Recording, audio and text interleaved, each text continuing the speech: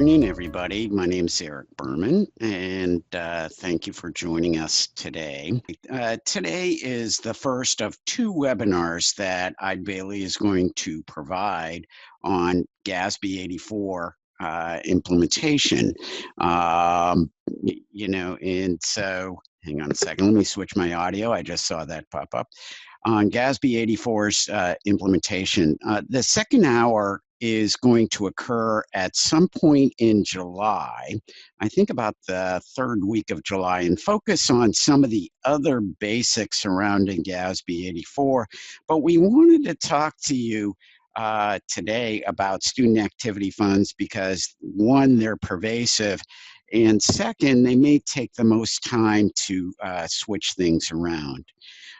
Again, my name is Eric Berman. I'm a partner with Eide Bailly in her Boise office, and I also attend most every GASB meeting and serve on GASB's task force re-examining the financial reporting model.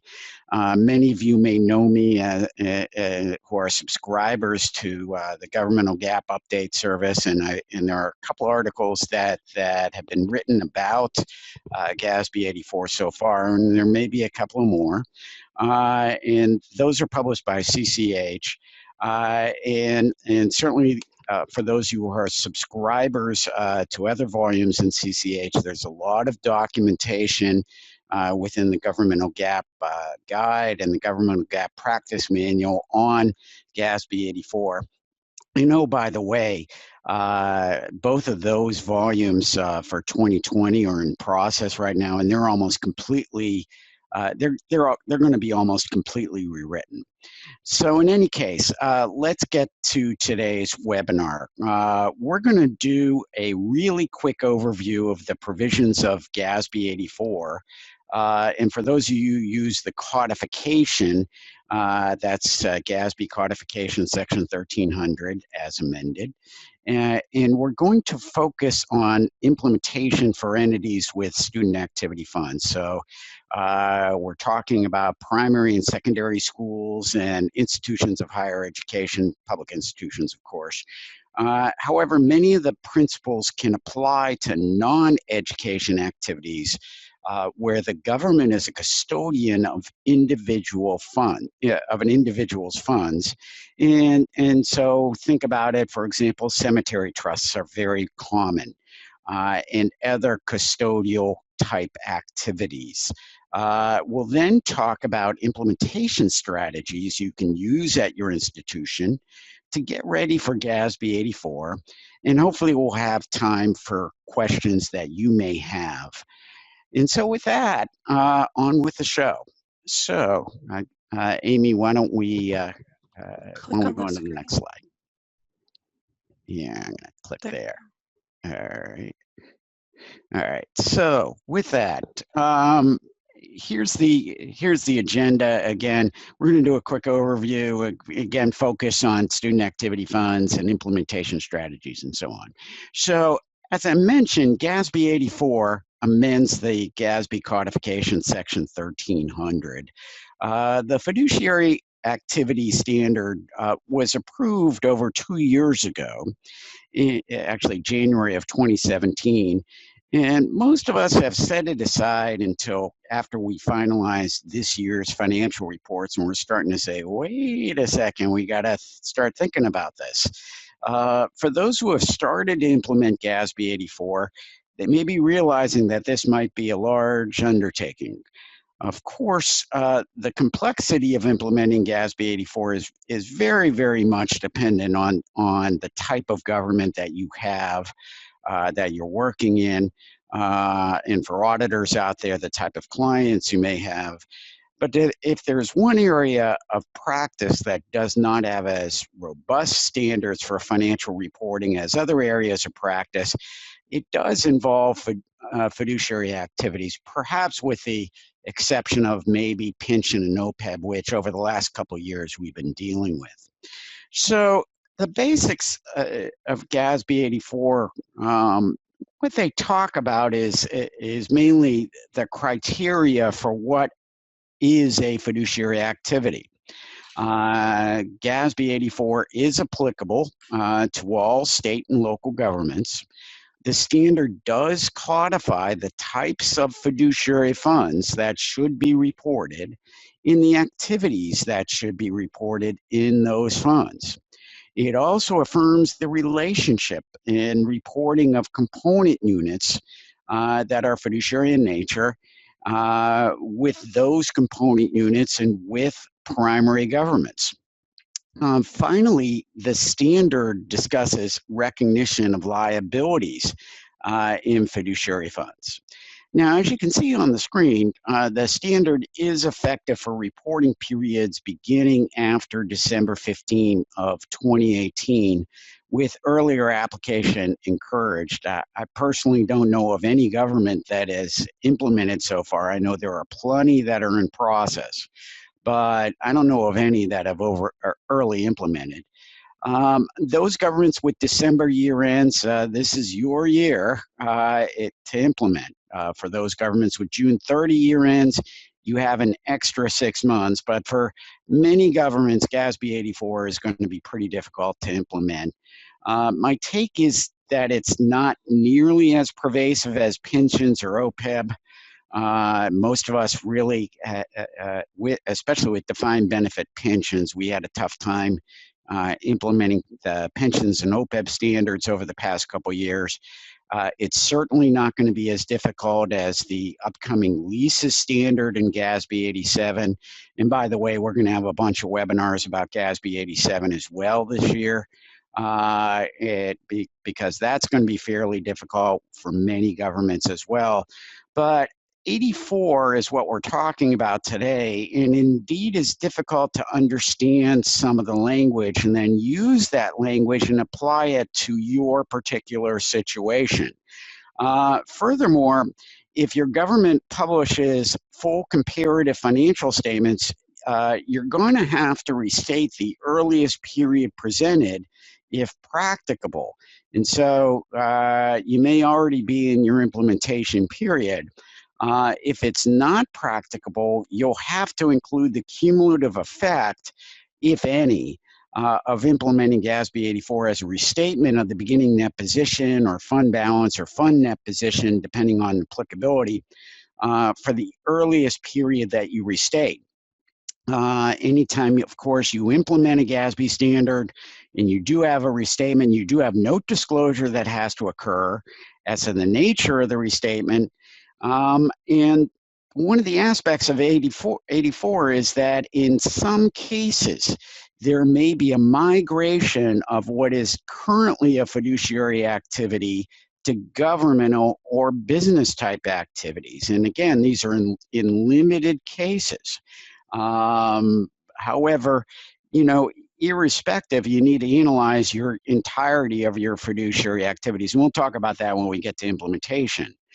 Care must be taken if there is a migration to involve your independent auditor, as, hey, there may be a major fund that may be created, and that may necessitate an adjustment of the audit opinion units. So again, remember the implementation aspects. So what is a fiduciary activity? Fiduciary activities can be component units that are fiduciary in nature. And we should probably start there. The definition of what is a component unit, in recognizing a component unit that is fiduciary in nature, does not have a lot of change from the pre-GASB 84 standards. So if it currently is a fiduciary component unit, it probably will not change. Pension, OPEB, external investment pool reporting for primary governments that are component units now will not have many changes due to GASB 84. For educational institutions, let's say you have a foundation, an endowment that is a component unit that is fiduciary in nature, again, probably not a lot of changes due to the implementation of GASB 84.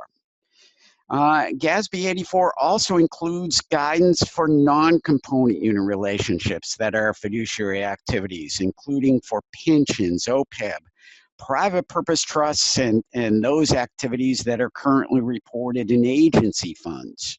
Agency fund reporting, as you may or may not know, really hasn't changed all that much in decades.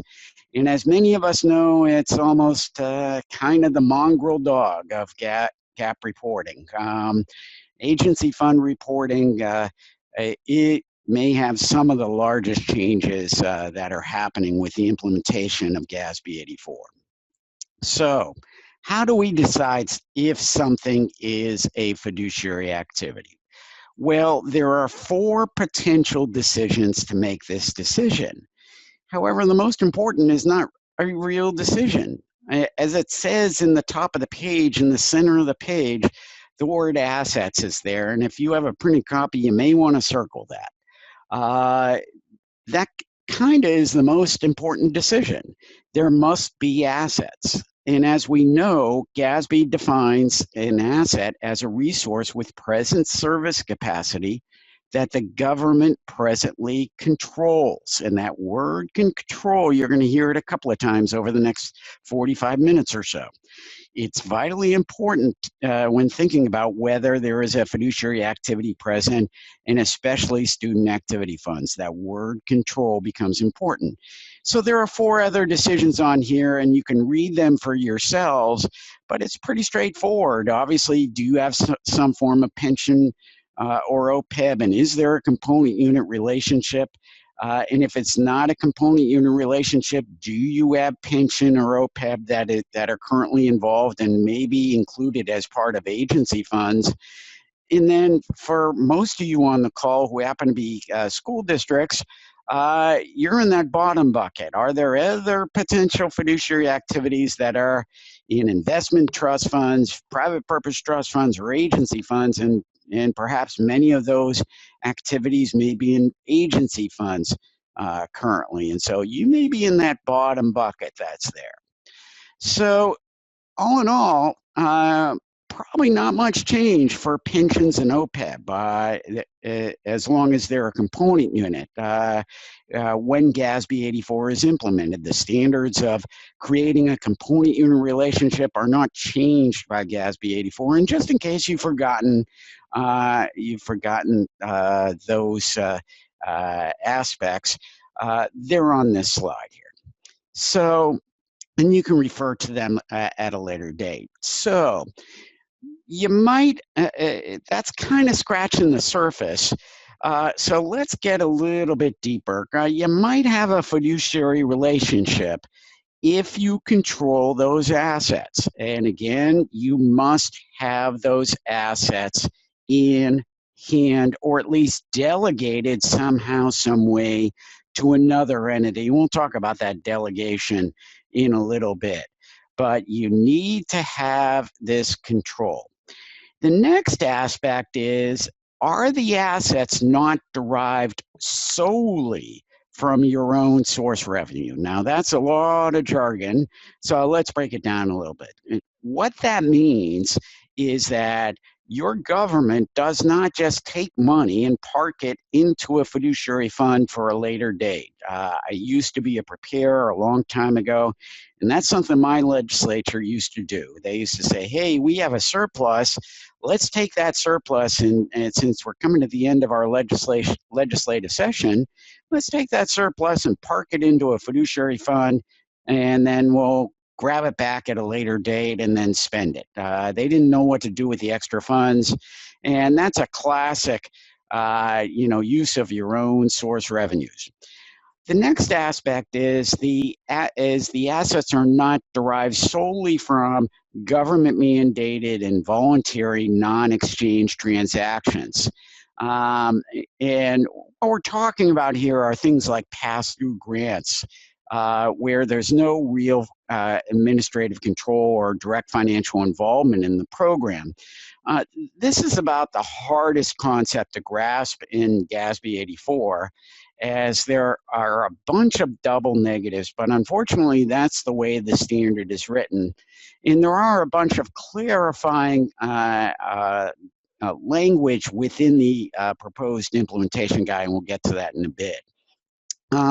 But just so you know, a government has administrative involvement if there's some form of monitoring or compliance with that activity. And that becomes important with regard to student activity funds. So, for example, if a government's a pass-through activity for a federal grant and there is some subrecipient monitoring, which some of you may be performing, well, that's classic administrative involvement. And so if you think about it further, administrative involvement is determining eligible expenditures or having some discretion over how the assets are allocated.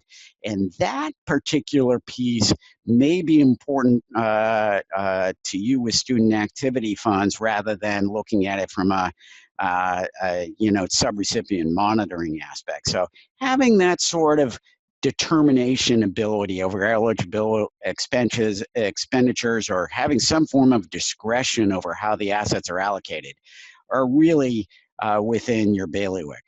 Direct financial involvement is where matching funds are provided. And as we know in grants, matching and level of effort are common, but they're also common in some pension activities. For example, there is an emerging issue when governments match contributions in some way for 457 plans.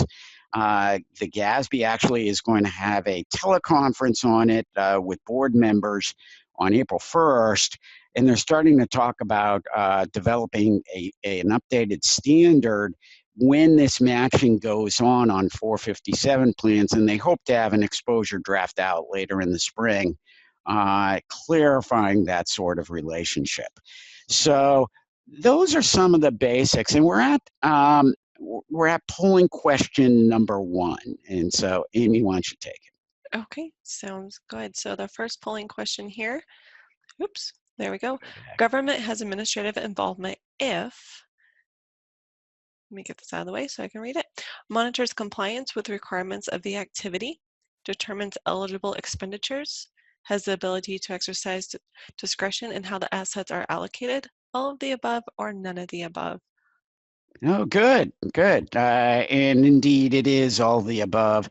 We talked about that over the last couple of minutes, and hopefully we don't have short-term memory loss and that. But indeed, if you're monitoring compliance or determining eligibility or exercising discretion in how the assets are allocated, you do have administrative involvement, and there could be a fiduciary relationship. So onward, with the requirements.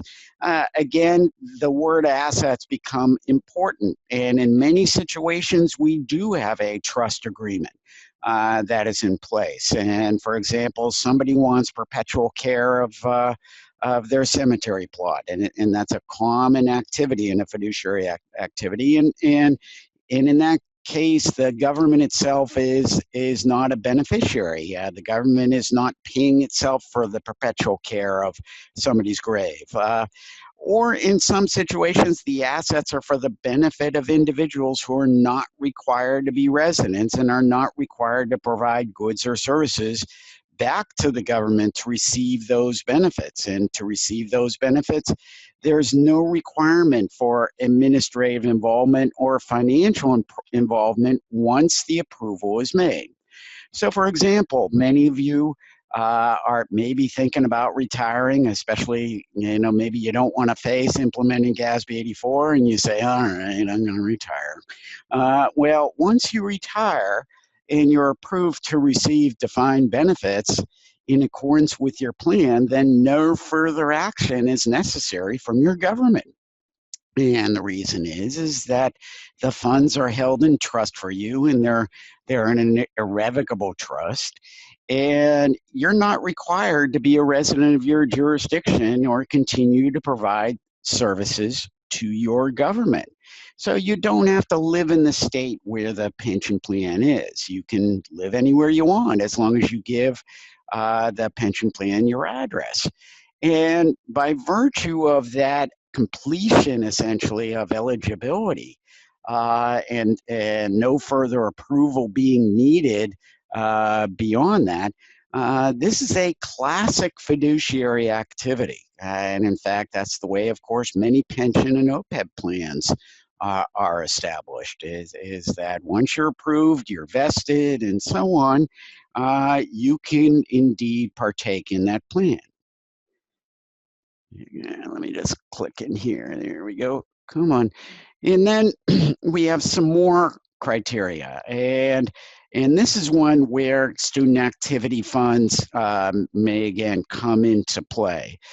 You could be a fiduciary if the assets are for the benefit of organizations or other governments that are not part of your reporting entity, and there's no need provision for goods or services to be provided to those organizations. So a classic example is, let's say, your students are getting together and maybe they're collecting money for disaster relief, and certainly there are floods that are happening all over the central part of the country. And maybe they're collecting funds for disaster relief agencies. Maybe you are actually contributing through payroll withholding. If that's the case, and let's say there's a fund that's set up with the withholding, maybe it's an agency fund right now. Well, that withholding that goes out essentially to those disaster relief agencies, that could be a fiduciary activity. Now let's just take a second here. Notice that I am saying might and could and various other synonyms related to might and could. And the reason why I'm doing that is that every situation may be different.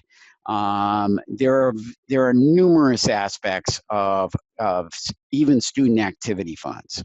There are numerous aspects of other fiduciary activities.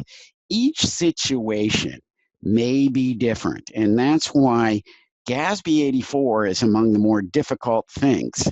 It doesn't tell you directly. The standards do not tell you directly, okay, in this situation you have this, and so on. Many other GASB standards say in particular situations, here is the gap. GASB 84 is not quite like that. You actually have to break things down a little bit and understand whether or not you do have a fiduciary activity. And again, I'd like to point you back to that word control.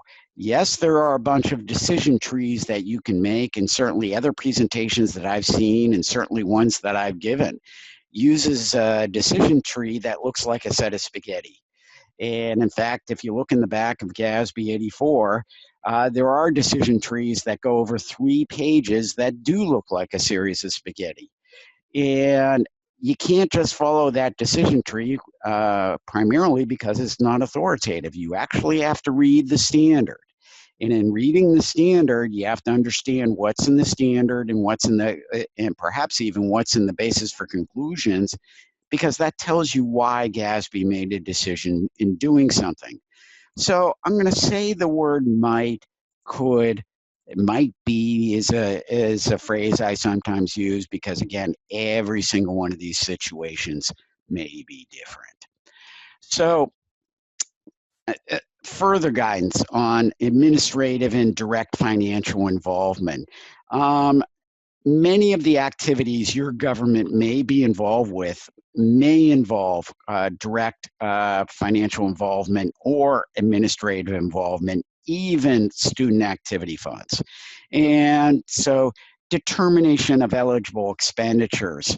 Yes, I write on here subrecipient relationship, but student activity funds could have some form of eligibility determination as to how funds are going to be spent, and perhaps even when they will be spent, or maybe with particular contractors or vendors that should be used who are approved by your government. Certainly having discretion in how assets are allocated.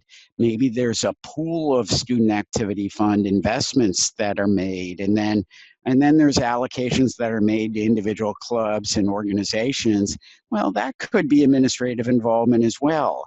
Certainly, the providing of matching resources for the activities, that's direct financial involvement. And in your mind's eye, you're probably saying to yourself, okay, maybe we do that, or maybe we don't. For example, let's say the school district matches for every $5 raised, the school district kicks in $1. Or something like that. I know certainly many school districts do things like that. So again, there could be some form of direct financial involvement that do involve a fiduciary activity. I use the word control in many situations. Again, I can't emphasize it enough that the government must hold assets. And so what does the word hold mean? It means that that you have control, you have physical custody, or you have delegated custody of those assets. You're obviously don't need to hold cash, but maybe it's in one of your accounts. Control contains the ability to direct the use, exchange, or employment of assets in a manner that provides benefits to either named or intended beneficiaries. So that said, the word use or use is the ability to expend or consume those assets in a manner that benefits individuals, organizations, or other governments. And I mentioned you don't need to have cash on hand. You can delegate that responsibility. And so what am I meaning on that? Well, let's say you have a local bank, a third-party administrator that you've signed a contract with to manage the assets. By virtue of that contract, or even by opening a bank account, you still have control by virtue of that signatory authority or that contract. If the government or another government or a donor places restrictions on those assets, it really doesn't matter. The receiving government still has control, and by virtue of control of those assets, there could be a fiduciary activity. And so, just because you take money to the bank, it doesn't obfuscate the fact that you may be a fiduciary. So where does this all lead to? Well, first and foremost, the reporting does not change all that much in the funds. Your pensions and OPEB trusts, probably no change. Your investment trust funds, no change. Your private purpose trust funds, no change. The real change in fund reporting is custodial funds. And those will replace most of our agency fund activity. They're going to be essentially the bucket list of everything else that's not in the other three categories. And in essence, it's every other fiduciary activity that is not held in trust. So in many aspects, the activities will be like agency fund activities today. By the way, agency funds, if you happen to have multiple agencies in your government, agency funds are not specific agency funds for particular agencies, departments, divisions, things like that. That's always been a misnomer. Agency funds means you're acting as an agent on behalf of some other entity. And that's the way it was supposed to be. Well, now it's clarified. So instead of the word agency, you are a custodian on behalf of some other entity. For agency funds that are tied to proprietary and other business type activities that currently are reported, they may no longer need to be reported once you implement GASB 84, as long as the assets are held 3 months or less. For more than 3 months, you would still use a custodial fund. And so if you happen to have a standalone business type activity, instead of one column, you'll probably have 2 columns that are there. And so That is the basics of fiduciary activities. And stay tuned, we'll do another hour on these coming up in July. So a little bit more on custodial funds. Again, here are some of the aspects that are going to be in custodial funds. There's only going to be one major change in terms of the reporting. The reporting itself will be a full statement of fiduciary net position, and it will be a statement of changes in fiduciary net position. It will look just like other fiduciary funds. However, in many situations, the numbers that are contained within a custodial fund column may be highly aggregated. I can think, for example, a state passing through funds to school districts. Well, those numbers are going to be fairly large, and they'll probably show an inflow of taxation and an outflow of money going to school districts. And so the numbers in that respect may be highly aggregated, but by and large, again, anything that is really not held in trust is going to end up being reported in custodial funds. And so with that, Amy. All right, we're at our second polling question here. Use is described as the ability to expend or consume an asset for the benefit of individuals, organizations, or other governments outside of the government's provision of services to them. So this would be a true or false question. Excellent. Yes, indeed. The definition is right there on the screen, and it is almost word for word straight out of GASB 84. And so again, this is one of those pages. If you do print it out, or you should dog ear it. Certainly, if you have this on your screen, you can circle it if you'd like, because you're going to be going back to this over and over and over again when you go through the decision process of deciding what is a student activity fund and what is the reporting on student activity funds. So let's just get to it on student activity funds here, Amy. I'm just trying to click here. There we go. All right, so let's get to it. As I say here, student activity funds in the promulgation process for what became GASB 84, they generated a lot of activity. GASB 84 does not specifically mention student activity funds. And in fact, there's no true guidance as to, okay, if you have a student activity fund, here's what you should do. None of that language is within GASB 84. However, the majority of commenters to the exposure draft came from school districts, like many of you, concerned with how student activity funds should be reported. Many of you are subject to state regulations as to how they should be managed and reported. There's all different flavors of student activity funds, and in fact, they may be different flavors within individual school districts or institutions of higher education. And so you have to almost review things on a case-by-case basis. The key points made in the basis for conclusions as to what GASB's decision process was are that the holding of resources for the benefit of students could result in the school district being an administrator and therefore a fiduciary. And we'll get to some of those examples shortly. But an example is if fees are raised for a program or activity that benefits the student, well, that's fiduciary. If fees or other sources are raised for a program or activity that benefits the school district itself, that could be a governmental activity. So what does all that jargon mean? Let's say funds are raised for a local field trip.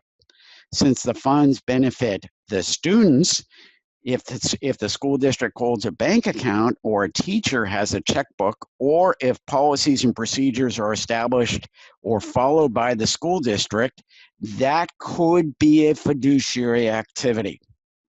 Now, let's say funds are raised for band uniforms, and the uniforms become the property of the school district. Well, that could be a governmental activity, potentially general fund or a special revenue fund, because the band uniforms are the property of the school district. The beneficiaries are only indirectly the students, in the fact that the students can use the uniforms while they're part of the band. But ultimately, those uniforms become part of the school district. So hopefully you see the difference in your mind's eye. If the school district is the ultimate beneficiary of fundraising or some other contribution, that could be a governmental activity. And again, remember, I'm using those modifiers because everything's different. The language that's within GASB 84 on student funds is primarily within C2, which is on this screen. And so let's assume our student activity fund, we have assets that are controlled by the school district or the institution of higher education. Let's say, for example, that the assets are not derived solely from our own source revenues. After all, it's mom and dad who are writing checks, or maybe there's a bake sale going on, or car wash or whatever. Then we're now down at C, and the assets are for the benefit of individuals. Okay, so if they're for the benefit of students, well, that's probably a fiduciary activity. And in fact, those goods or services, the students really aren't doing anything for the school. There's actually a program of the school. And so let's say the proceeds are being used to fund a field trip somewhere. And if the answer is yeah, chances are it's a fiduciary activity, as long as you hit a something in B and perhaps C2. So GASB has issued a number of draft questions involving student activity funds. And again, these are draft. These are from the implementation guide that is currently being redeliberated. The comment period closed the end of February on these.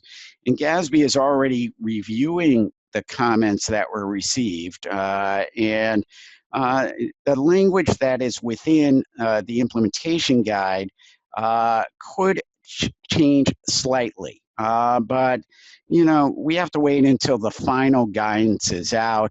But if history shows us anything, the language between the exposure draft and the final implementation guides that are issued by GASB really doesn't change all that much. So you can pretty much start taking a look at some of these fact patterns and say, okay, do these fact patterns apply to any of our situations in our particular school or institution of higher education? So the first fact pattern is here we have a chess club in a high school.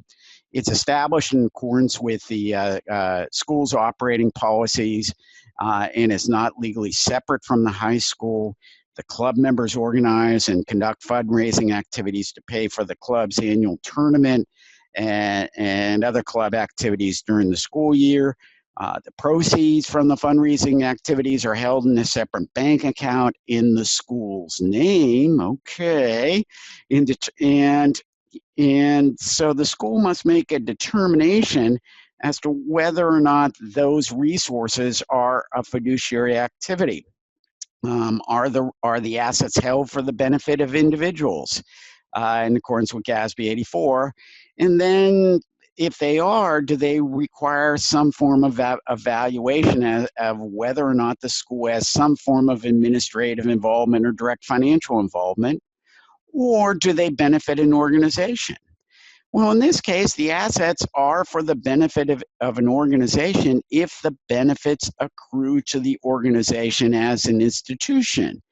But, the chess club is not legally separate from the school district, so it's not an institution. And as a result, GASB 84 should be applied. And in that case, you're probably looking at some form of fiduciary activity. So the next one, let's say here the club is established per school district policies. The club is not legally separate. There's some form of fundraising that goes on. Deposits are made within the school district's account. The members decide spending in approved disbursement. Now, that's a key element there, that the members decide the spending. Well, if that's the case, there's no administrative involvement of the school, except if a faculty advisor is involved or some other representative decides on those guidelines. And if that's the case, there could be a fiduciary activity. But you do have some form of control that's there. Okay, you got a school savings account. You do have some form of advising that goes on. That's probably a school employee because it's a faculty advisor. So if that's the case, you probably got a fiduciary activity. So here we have a club established per the school policies. The club is not legally separate from the school district.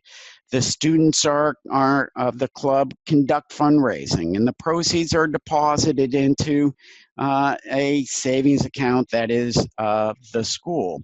That is controlled by the school district. The student club president, with the members of the club, they establish how the resources can be spent. And you can probably imagine, okay, there's some form of involvement that's there because there's some form of spending involved.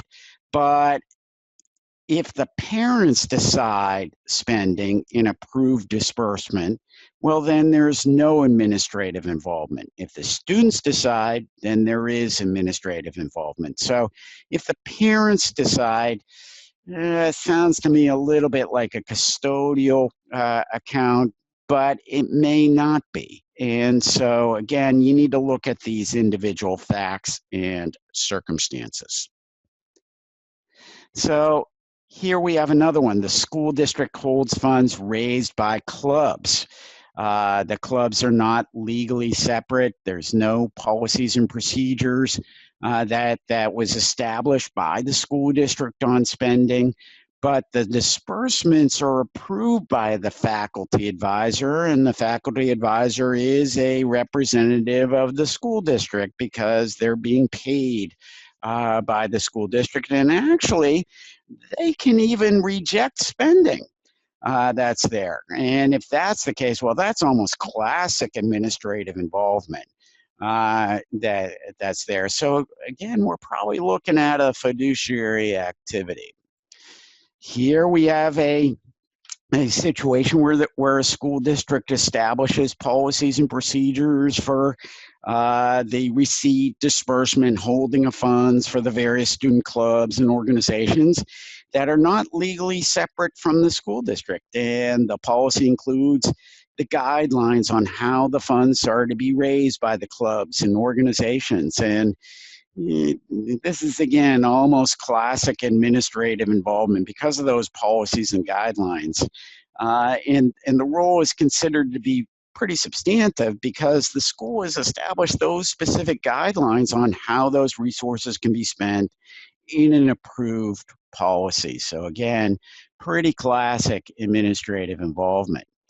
So here, almost the same, but the policies only address the authorized signers and the prohibition of illegal activities.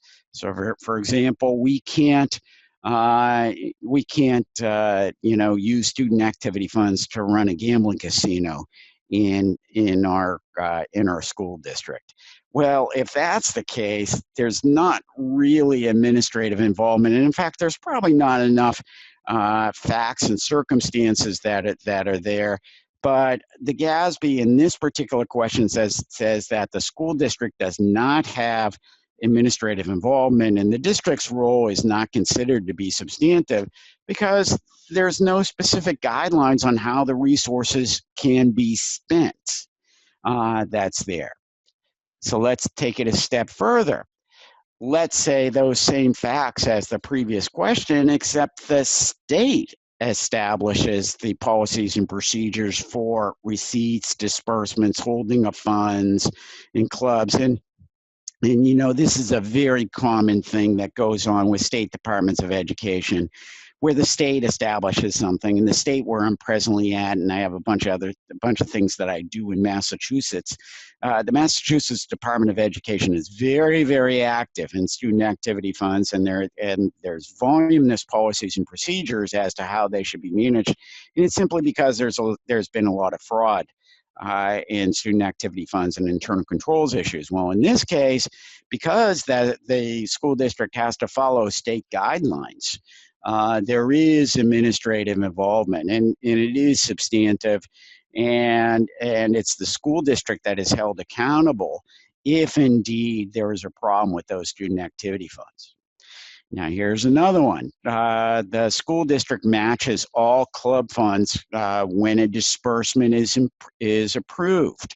And this is a long-standing thing where there's a traditional matching. I mentioned it earlier this hour where, let's say, the kids raise $5 and the school district kicks in another $1. Well, that's direct financial involvement.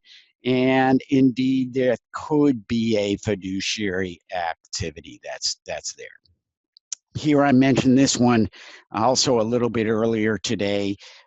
Here the students raise funds for disaster relief, not-for-profit, let's say the Red Cross, and I'm sure, again, especially in the middle of the country, you know, this thing is probably going on pretty readily because of the flooding that's going on in Nebraska, Kansas, and so on. Then the not-for-profit is legally separate. The proceeds are held in a school bank account, and they can only be used for, you know, the non-for-profit, in this case, say the Red Cross. And in this case, yes, that could be a fiduciary activity because you're raising funds for an organization that is separate from the school outside the school district itself. Here's one that is also common. I happen to, we happen to have a bunch of colleges and universities that are clients of Eide Bailey's, and certainly they have alumni clubs. And here we have a Touchdown Club that is a legally separate 501c3. The club has its own board of parents and supporters, and of course you can imagine the alumni, parents of high school players, and so on. The club is not a component unit of the school district, wasn't set up as a component unit of the school district, totally separate. The funds raised are not held on account of the school district. In this scenario, probably GASB 84 might not be met because the school district is not holding the funds. They don't have the ability to use, exchange, or employ the funds. And the school district does not have control of the assets, and the club's not a component unit. And as such, probably no reporting on the financial statements of the school district. And there are many scenarios like this. Actually, in a general purpose government I used to audit out west, there was a very, very large not-for-profit that was connected to a stadium that was owned by the city. And the city owned the stadium, and the not-for-profit contributed about 1/3 of its revenues to provide scholarship to the players of an annual football game that was there. And as such, the not-for-profit was legally separate, had its own bank accounts, totally not controlled by the city. In this scenario, could indeed involve that scenario. And so again, if it's not a component unit, probably no change, no fiduciary reporting that goes on. So hopefully in your mind's eye, you can imagine some of the scenarios that are within GASB 84. So let's go to polling question number 3, Amy. All right, polling question number 3. In basis for conclusions, GASB concludes no specific requirements addressing all student activities, including GASB 84.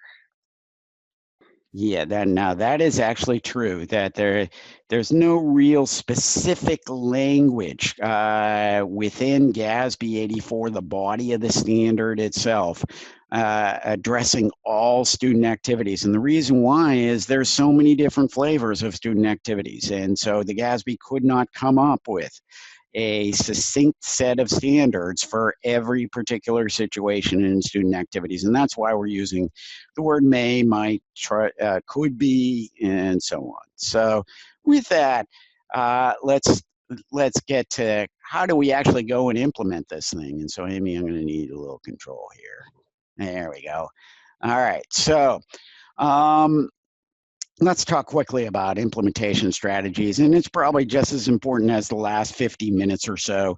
As I say, this could take a while, depending on how complex your government is. If you have a district, say, with 30 schools and 10, or let's say you're an institution of higher education with 10 campuses, it could be very complex rather than a small one-building school district. You may or may not have control over all the resources in the student activity funds, and there may and there have been well-documented cases of checkbooks not being on the books of the school district. There's one situation being wrapped up in a district in California that there was a fraud involving student activity funds. Where a school clerk stole $350,000 from student activity funds. The clerk was found guilty, and in fact, the clerk has to repay the district and is now currently serving under house arrest until this upcoming August. As of a couple of days ago when I last looked, she's only repaid about $20,000 out of that $350,000, so I don't know if the school district's holding their breath. So I would really be careful of those internal controls. This is probably a good idea to kick those tires on do we really have control over all those student activity funds. You may want to do a search, and we'll talk about searching in a few seconds here. The implementation may involve a team. You might want to get your treasurer, CFO, or your legal counsel involved, especially if you need to search whether or not if there's a valid trust or custodial agreement.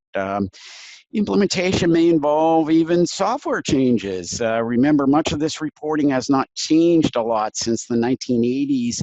Even GASB 34, I was involved with the implementation task force of GASB 34, didn't change agency funds all that much from the old reporting. Hang on, there we go, from the old reporting. Another thing you should think about is, again, do we have it all? Completeness is very, very important. Do you have it all? Once the data is gathered, each activity should be compared against GASB 84. And of course, once we have the final language in the implementation guide, you may want to use that as a reference as well.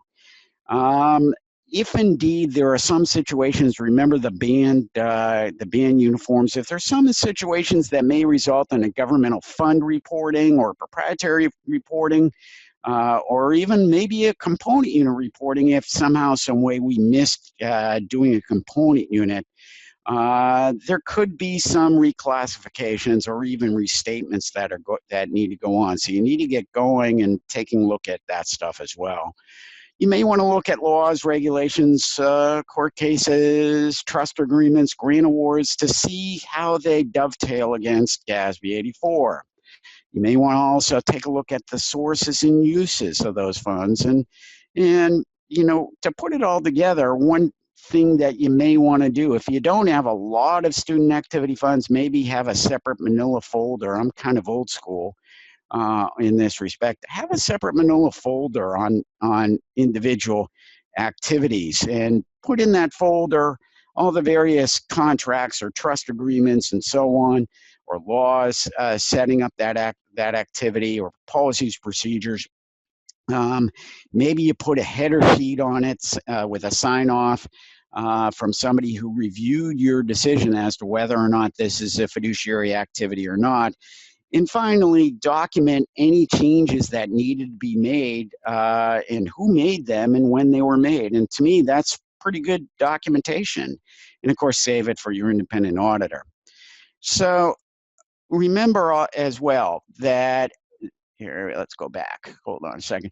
Remember, implementation could result in activities that could be reclassified to those that are governmental and proprietary. And in these rare circumstances, there could be, maybe a restatement that does go on. But by and large, you should really focus just on the fiduciary activities. And I doubt there'll be many restatements, but there could be. Again, look at your internal controls, especially over the creation of bank accounts, holding a checkbooks, authorized signers, and so on. A real good best practice for any treasury is to take a look at your local bank accounts in your entity's name that are not in the books of your government. Survey your local banks. And if you happen to have some derivation of a school district's name, well, chances are that might not be on your school's books and records. So some governments do this on a monthly or a quarterly basis. Might be a good idea when implementing GASB 84 to kick the tires on this one. So the final word on this is document, document, document. Take a look at some of the Q&As here. Okay. How do I pull those up? Or I can read them too. There's just two right now. Okay. So the first one says, our accounting system currently treats the student activity funds as balance sheet only with no revenue or expenses. Will this be a problem? That could be a common problem, and yeah, that could be a problem, because unfortunately we will have to do a statement of changes in fiduciary net position if indeed it's a fiduciary activity. Even if it's not a fiduciary activity, let's say it's a governmental or business type activity, oh yeah, you got a real P&L, and so you may have to break those out in terms of inflows and outflows. Now, it's fully understandable that a lot of these are on a cash basis, and there may be some accruals there, but also remember materiality. If these are not material in individually or in the aggregate, GASB standards don't apply to immaterial items. But student activity funds could be material, especially in institutions of higher education. And so, yeah, you'll have to have a real P&L. Let's go to the next one. Okay. It appears that we have both government and fiduciary mixed together in our student funds. Should we treat them all as government? Good question. I would look at the preponderance of activity in those funds. And again, I'm not authoritative. I'd look at the preponderance of that activity, and you may want to be able to somehow, some way split it out. And just these two questions alone shows how pervasive GASB 84 could be. It may take you a while to ferret out, okay, these are the revenue inflows or revenue sources or inflows, and here are the outflows that need to be separated. And these are governmental activities, and these are fiduciary activities. By the way, we probably got a beginning balance adjustment in that, again, if it's material. So, certainly feel free to reach out to your Eide Bailly professional as you go through this process and talk to us. And we may have other thoughts for you on how to ferret out. And so certainly, if you do have questions about this, because we're running a little over time, if you do have questions, feel free to give me an email or give me a call. I'm more than happy to answer them for you. And so with that, let's turn it back over to you, Amy. All right, sounds good. So like Eric said, if you do have any questions, please reach out to us. Otherwise, we will look forward to seeing you on our next webinar. And everyone have a great day.